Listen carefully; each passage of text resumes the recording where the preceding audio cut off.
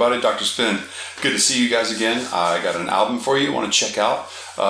This album was my album of the year last year in 2018. It is by this Norwegian band named Soup. Soup's Remedies. I discovered these guys on an editor's list that pointed out some albums by some artists that kind of flew under the radar, and so it kind of has some good buzzwords on it. Really, like the album cover was a big draw for me. I think it's beautiful. It's a very fascinating blend of beauty and color, and kind of slightly unsettling. So really, that was a big sell for me. So I got Soup Remedies very early last year, and it presented itself as a really big contender for the album of the year, and it never really got challenged too hard by anything else. Led by a guy named Erlend Viken, or Viken. I'm not quite sure how to pronounce it, unfortunately. My Norwegian pronunciation is not so great. And it's interesting to listen to the album because I had said in my previous posts about Icelandic musicians. And Icelandic musicians have this interesting connection with one another that's kind of hard to pinpoint. You can sort of hear it in the way that their music sounds. There's like a sort of correlation between the way that they kind of create atmospheres in their music. And I think that in a way, like that Soup sounds similarly Norwegian. I mean, I'm a guy from Texas. What do I know? But I could certainly, as I'm listening to this, imagine rolling hillsides and lakes and giants in the woods with big heads being pushed around by little elves and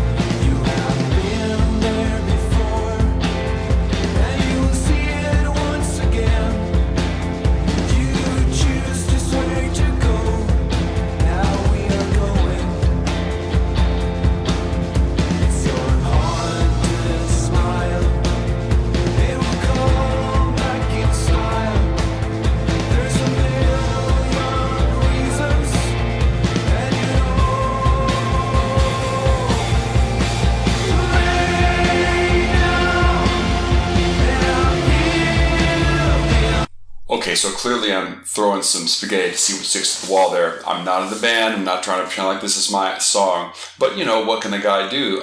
Soup is a pretty low-profile group, as internationally speaking at least. And there's not a whole lot of footage for them out there. All the video clips I see of them are just, posted from the album. And they're great, but, I want to give you guys an experience. So maybe I'll do silly videos from now and then. I don't know. We'll have to see, just for fun anyway. So, but in any case, that song, Going Somewhere, is a lead track from the album. And it's a really good microcosmic example of what the band is about. Now, any just 1 minute, 30-second, 1 minute clip is never going to do anything on that album justice, because their songs are, between 2 to 5 minutes, and there's not a whole lot of wasted time in them.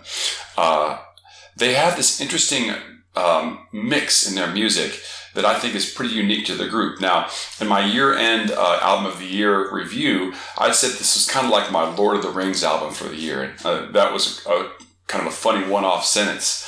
But what I mean by that is this. Think about George Lucas making the Star Wars prequels. Okay, in those movies, he tried really hard to make CGI work in ways that had never been tried before, and some of it worked, and some of it generally didn't. But in the process, we figured out what the limits were of CGI was, especially at that time. In contrast, look at what Peter Jackson did with the first few Lord of the Rings movies. What he did was he went out and found everything that worked and used them all in combination with each other in a way that made all the visuals in that really sell. And that's kind of how I perceive Soup album. It doesn't really break super new ground in any one way, But what it does really well is recombine several different genres in a very subtle way and in a very effective way, I think, to make something kind of, at least, if not new, then certainly distinctive.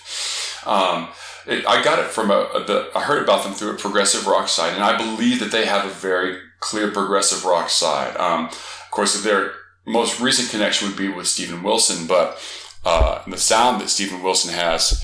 But I certainly think that I've reached a little bit further back than that. I think that they have a very clear connection to the sound of Pink Floyd. There's a really great track on that album called Sleepers, in which if I'm having people over to listen to it, I'm like, here's the part where they do their best Pink Floyd impersonation. Sounds kind of like this.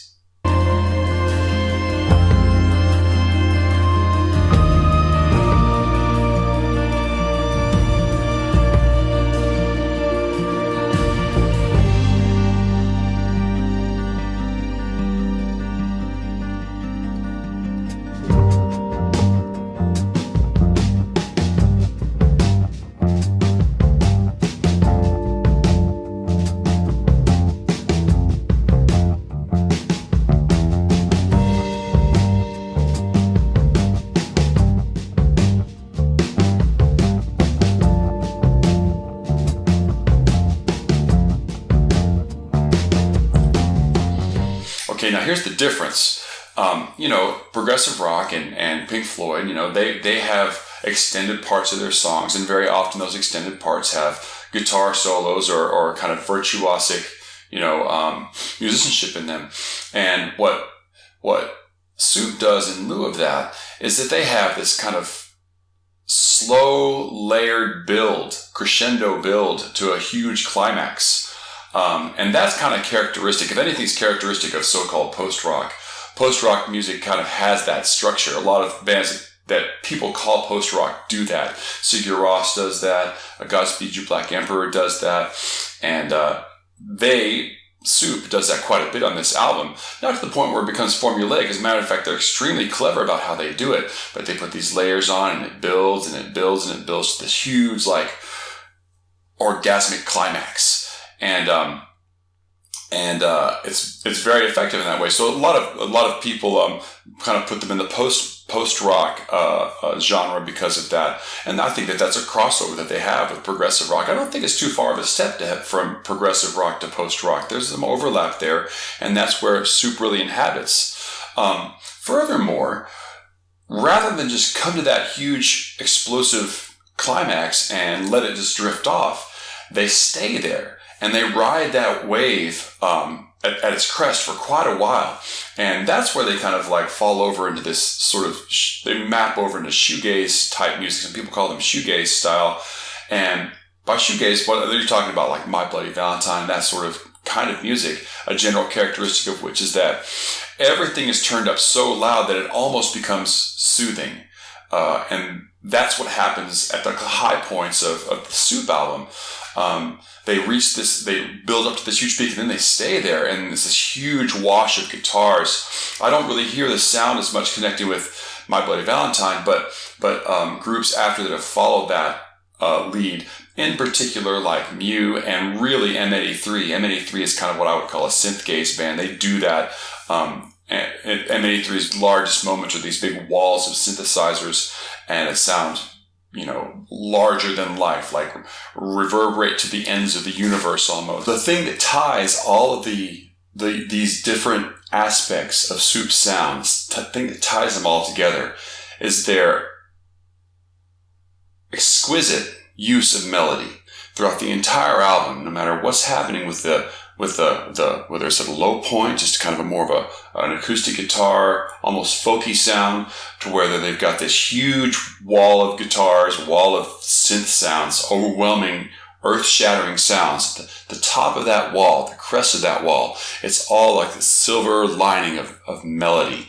There's guitars that have these melodies that are as integral to the music as anything. You can't take them out. You know, there's in more progressive rock music, like, you know, there's going to be parts of a solo that are more improvised and parts that become integral to the music. Like the classic example is like "Wish You Were Here." That guitar solo, you know, David Gilmour really can't, in some ways, diverge from that solo too much because everybody knows it. And that's kind of the thing that happens with Soup a lot. These melodies that they're using throughout the album are completely integral to the song, and the way that it builds up and the way that it ties together with its more humble beginnings and its more cosmic realizations towards the end. And it takes a pretty smart use of composition and an awareness of where you're headed and where you're going in a piece of music to make it work as effectively as these guys do. It's pretty masterful, actually. So, like, their lead promo track for the album is just this one little 2-minute organ solo. It's like an all stops pulled church organ solo. And it's bizarre because it doesn't really sound out of place on the album. And they use it as their promo for the album. Check this out.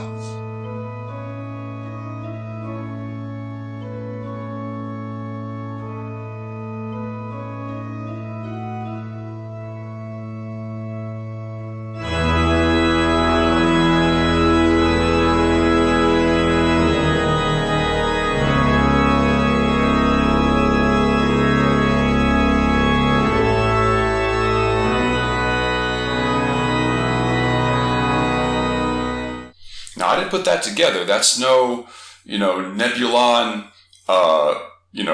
mashup like I did a few weeks ago. That's their take on their own music, and that's what they used to represent this new album before it came out. So I really knew where they were headed with Remedies, and had a lot of confidence to do that sort of thing with it. So I'm a big proponent of this album, and I'm also, it's very gratifying to listen to an album like this and really connect with it so much because they're a relatively unknown group, and I would really want to advocate for them and support what they're doing because it's pretty amazing. So if you like that album, please go out and buy it. Don't just rip it from somewhere, or buy the music, buy the vinyl. I bought the CD because that's the format that I prefer, but like this album cover is one that I wish I had a big copy of. It's just amazing. So Soup's Remedies, my 2018 album of the year, and hopefully maybe an album that you'll connect with this year too. So thanks again for listening. I'll check you guys next time, and be good to one another. I'll see you on the flip side. Take care. Thanks.